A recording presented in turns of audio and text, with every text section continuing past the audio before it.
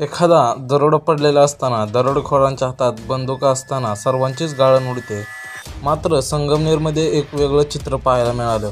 संगमनेर तालुक्यातील साकोर गावात भरदिवसा गोळीबार करत सोनाराच्या दुकानात दरोडा घालण्यात आला.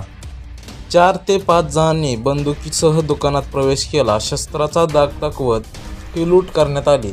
लाखोंचे दागिने आणि रोख रक्कम घेऊन चोरटे पसार झाले. दरम्यान यावेळी आणखी एक अजब प्रकार समोर आला आहे. चला तर पाहूया नक्की काय घडलंय ते. पाहण्या अगोदर चॅनलवरती नवीन असाल तर चॅनलला जरूर सबस्क्राईब करा. लुटारू दुकानात आले त्यावेळी एक काका दुकानातच होते. दरोडेखोरांनी काकांना धरून बाजूला बसवलं आणि लूटमार सुरू केली. डोळ्यासमोर असा दरोडा टाकला जात असताना हे काका मात्र आपल्याच मस्तीत मस्त होते.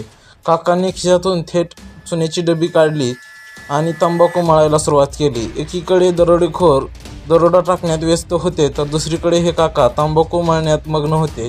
या घटनेचा व्हिडिओ सध्या चांगलाच व्हायरल होत असून ज्वेलर्सच्या दुकानातील सोन्या चांदीच्या दागिन्यांसह रोख रक्कम घेऊन हे चोरटे पसार झाले.